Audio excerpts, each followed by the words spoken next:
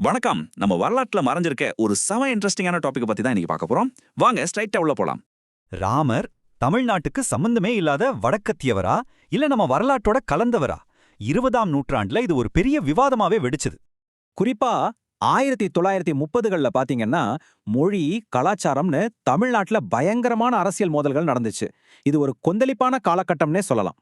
பெரியாரு இத ஆரிய படையெடுப்புன்னு கடுமையா எதிர்க்க, கணேசன் மாதிரியானவங்க இது நம்ம தமிழ் கலாச்சாரத்தோட அடையாளம்னு ஆணித்தரமா நம்புனாங்க. சரி, உண்மையான வரலாறு என்னதான் சொல்லுது?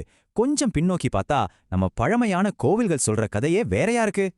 ராமரை வெறும் வில்லாளியா மட்டும் பார்க்காம சயன நிலை, யோக நிலைன்னு தமிழ்நாடு எவ்வளவு தனித்துவமா கொண்டாடி இருக்குன்னு பாத்தீங்களா? ஆச்சரியமா இருக்குல்ல? இதுல ஹைலைட்டே என்ன தெரியுமா?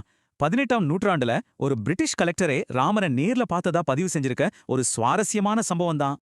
அந்த பயங்கரமான மழையில ஏரிய காப்பாத்துன அந்த அதிசயத்தால தான் மதுராந்தகம் இறைவனுக்கு ஏரி காத்த ராமர்னு ஒரு அழகான தூய தமிழ் பெயர் கிடைச்சது.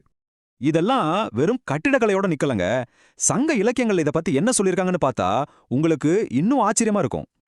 கிமு காலத்துல வந்த புறநானூற்றிலேயே சீதை வீசின நகைகளை குரங்குகள் போட்டு அழகு பார்த்ததா ரொம்ப தத்துரூபமா ஒரு குறிப்பு இருக்கு. ராமரை பத்தின இந்த ஆழமான பந்தம் 12ஆம் நூற்றாண்டுல ஒரு பெரிய மிகப்பெரிய உச்சத்தை தொட்டுச்சுன்னு தான் சொல்லணும். அதான் உண்மையான திருப்புமுனை. இங்கதான் கவி சக்கரவர்த்தி கம்பர் உள்ள வராரு. அந்த முழு இதிகாசத்தையும் அப்படியே நம்ம ஊரு ஸ்டைல்ல ஒரு புது கோணத்துல மாட்டி எழுதினாரு.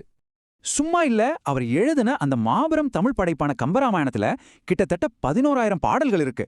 எவ்வளவு பிரம்மாண்டம் பாருங்க.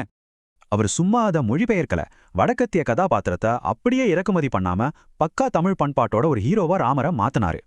வால்மீகியோட ராமர் ரொம்ப ஸ்ட்ரிக்டான போர் வீரன். ஆனா நம்ம கம்பரோட ராமர் எப்படி தெரியுமா? ஆழமான உணர்ச்சிகள் நிறைஞ்ச ஒரு தெய்வ மனிதன்.